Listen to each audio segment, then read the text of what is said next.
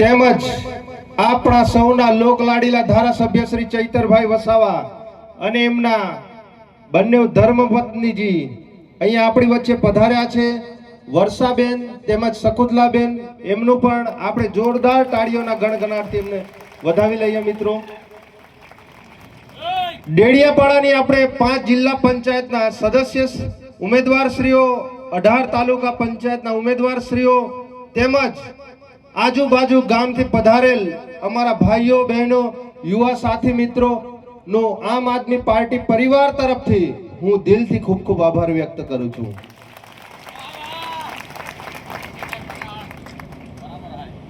મિત્રો, તમે જોતા હશો ઘણા સમયથી આજે આપણા ધારાસભ્ય શ્રી ચૈતરભાઈ વસાવા જેઓ જ્યારથી ધારાસભ્ય બન્યા છે ત્યારથી એ ડેડિયાપાડા હોય કે પછી ઉમરગામથી અંબાજી હોય કે સમગ્ર ગુજરાતના તમામ નાના મોટા પ્રશ્નો ઉઠાવે છે. એ માટે મિત્રો, જે ડેડિયાપાડાની જનતાએ એમને લાખો મતથી એમને જીતાડ્યા છે અને એ આપણી સમક્ષ આજે એ તમામ અહીંયા ગાડી હાજર છે. એટલે પહેલા તો તમારો એકવાર જોરદાર તાળીઓના ગણગણાટથી સ્વાગત કરી લઈએ. કેમ કે મિત્રો, આજે તમે અમને એવો ધારાસભ્ય શ્રી આપ્યો છે એ ફક્ત ડેડિયાપાડાની ચિંતા કરતા કરતા આજે ઉમરગામથી અંબાજી હોય કે સમગ્ર ગુજરાતની ચિંતા કરે છે. મિત્રો, આજે એ છેવાડાના ગામમાંથી આવે છે, પણ તેમ છતાં પણ આજે ગુજરાતના તમે કોઈ પણ ખૂણે એમને ઊભા કરી દો, આજે એક નાના નાના બાળકો પણ એમને જો ફોટામાં કે વિડીયોમાં કે સમક્ષ એક લારીના ગલ્લા પર પણ જોઈ લે, તે નાના નાના ભૂલકાઓ પણ કહે છે કે આ ચૈતરભાઈ વસાવા છે.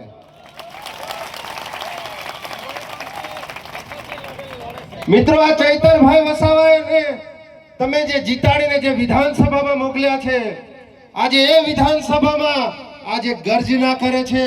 આજે વિધાનસભાનું સત્ર ત્યાં ચાલુ હોય છે અને ભારતીય જનતા પાર્ટીના ડેપ્યુટી સીએમ હોય, મંત્રીઓ હોય, મિનિસ્ટરો હોય, એ તમામ આ ડેડિયાપાડાની ગલીઓ ગલીઓમાં ફરતા કરી દીધા છે તમે.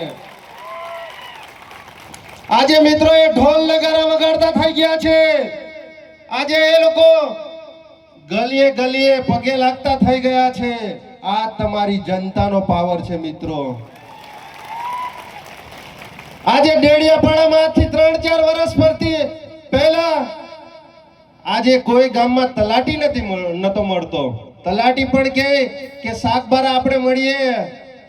આ બાજુના ડેડિયાપાડા તાલુકાના તલાટી કે ડેડિયાપાડા આવી જજો, આપણે ત્યાં ગાડી મળશું. પણ મિત્રો, જ્યારથી ચૈતરભાઈ મળ્યા છે અને તમે એમને જીતાડીને લાવ્યા છો ત્યારથી અત્યારે ગામે ગામ મંત્રીઓ આવતા થઈ ગયા છે.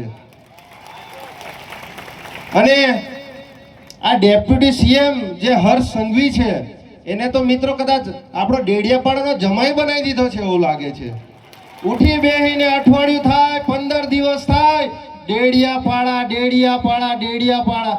ભાઈ, એવું તો તમે શું જાદુ કર્યું છે કે એમને આખા ગુજરાતમાં 182 વિધાનસભા છે એ એમને દેખાતી નથી? આ ગણપત વસાવા હોય કે કોઈ બી કેન્દ્રીય મિનિસ્ટર હોય કે કોઈ પણ મંત્રીઓ હોય, એ તમામ મિત્રોને ડેડિયાપાડા જ દેખાય છે.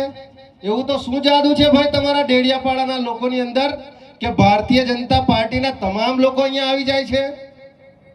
એટલે મિત્રો, આ ડેડિયાપાડાના ધારાસભ્ય શ્રી પર એટલી ક્ષમતા છે કે આજે ગૃહમંત્રીને પણ વિધાનસભામાં ઊભા કરી અને એમને પ્રશ્ન પૂછે છે. આજે આપણી સનદની જમીનો હોય, આ સનદની જમીન ઉમરગામથી અંબાજી, આજે ઘણા બધા પ્રશ્નો એ સનદની જમીનોના છે. મિત્રો, આજે ત્યાં ગાડી ભારતીય જનતા પાર્ટીનો આપણે ટ્રાઇબલ વિસ્તારમાં ઘણા સાંસદો છે, ઘણા ધારાસભ્યો છે, પણ તેમ છતાં એ કોઈ ઉઠાવતા નથી. આજે એ સનદોની જમીન હોય, રોડ રસ્તાના પ્રશ્નો હોય, પાણીના પ્રશ્ન હોય, આરોગ્યનો પ્રશ્ન હોય, શિક્ષણનો પ્રશ્ન હોય, આ તમામ પ્રશ્નો ફક્ત ડેડિયાપાડાના ધારાસભ્ય જ ઉઠાવે. મિત્રો, આપણે વર્ષોથી ભાજપ કોંગ્રેસને મત આપતા આવ્યા છે, શું એમની જવાબદારી નથી? આજે તમે જો આ તાલુકા પંચાયત, આ જિલ્લા પંચાયતના ઉમેદવારો, આ ધારાસભ્યો, સાંસદ સભ્યો છેલ્લા 5 વર્ષથી એ કઈ ગુફામાં ઘૂસી ગયા હતા.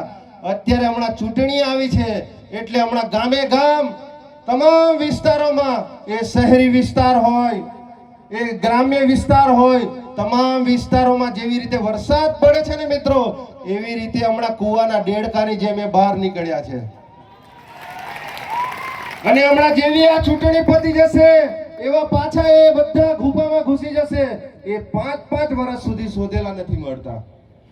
આ આપણો સાંસદ સભ્ય છે, એ સાંસદ સભ્ય પોતાના ગામનો રસ્તો નથી બનાવી શકતો, આ જુનારાજનો રસ્તો નથી બનાવી શકતો.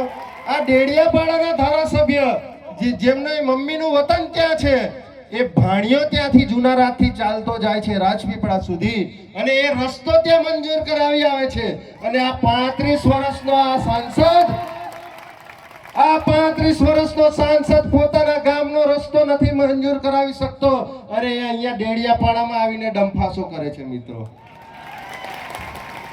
એટલે આપણે જાગવાની જરૂર છે. અત્યાર સુધી ચૈતરભાઈ વસાવા એકલા હતા, અને એકલા ઉમરગામથી અંબાજી સુધી કે સમગ્ર ગુજરાતના પ્રશ્નો ઉઠાવતા હતા. હવે મિત્રો સમય આવી ગયો છે એમના હાથ મજબૂત કરવાનો. આ અહીંયા ગાડી 18 તાલુકા પંચાયતના ઉમેદવારો, આ 5 જિલ્લા પંચાયતના ઉમેદવારો ચૈતરભાઈની આગેવાનીમાં ઉમેદવારી કરી રહ્યા છે. મિત્રો તમારે ગામે ગામ જઈને, ઘરે ઘરે જઈને આપણે આમને જંગી બહુમતીથી જીતાડવાના છે. આપણે ચૈતરભાઈ વસાવાના હાથ મજબૂત કરવાના છે. તમે બધા તૈયાર છો ને મિત્રો? તૈયાર છો ને? નહીતર તો જોજો, આ ચૈતરભાઈ વસાવાને આજે છેલ્લા 3 વર્ષથી ધારાસભ્ય બન્યા છે. આજે મિત્રો એમને 2 વાર જેલમાં મૂકી દીધા ભારતીય જનતા પાર્ટીની સરકારે. આ શકુંતલાબેન અહીંયા ગાડી બેઠા છે, એમના ધર્મ પત્નીને પણ એ જેલમાં મૂક્યા હતા. આજે આ ધારાસભ્ય, આ ભારતીય જનતા પાર્ટીની તમે તાનાશાહી જો.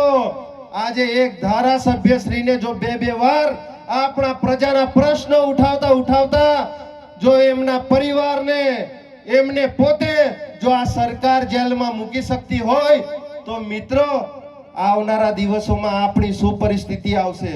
આપણા વિસ્તારોમાં જે લોકો ભાજપના અને કોંગ્રેસના ઝંડા પકડીને જે લોકો ચાલે છે, એમને પણ આવનારા દિવસોમાં કહેજો, જો આ ચૈતરભાઈ વસાવા નહીં હોય ને, તો આવનારા દિવસોમાં આપણા સમાજના પડખે, આપણા સમાજના કોઈ પણ પ્રશ્ન મુદ્દે કોઈ અવાજ ઉઠાવવા આ ભાજપ કે કોંગ્રેસનો નેતા પેદા નથી થવાનો. મિત્રો આ ચૈતરભાઈ વસાવા એ આપણો બિરસા મુંડાનું સ્વરૂપ છે. એમની જે માતાએ એમને જન્મ આપ્યો છે, એ માતાને પણ આ નિરંજન વસાવાની સલામ છે મિત્રો. એમના ભાઈ બહેનોને પણ સલામ છે કે એ માતાજીએ આટલો સરસ એ પુત્ર આપ્યો છે, જે જેલમાંથી પણ છૂટીને એમની પણ 19 20 એફઆઈઆર થાય છે, પણ તેમ છતાં જેવા છૂટીને આવે છે તેવા અડીખમ આપણી સાથે ઊભા રહે છે અને ખભા પરથી ખભા પર હાથ મિલાવીને કહે છે, હું તમારી સાથે છું, તમે ખાલી મને સાથ સહકાર આપો. એટલે મિત્રો વધુ ન કહેતા આપણા અહીંયા સાંસદ શ્રી સંજયસિંહ પણ અહીંયા ગાડી પધાર્યા છે, એમને પણ આપણે સાંભળવાના છે.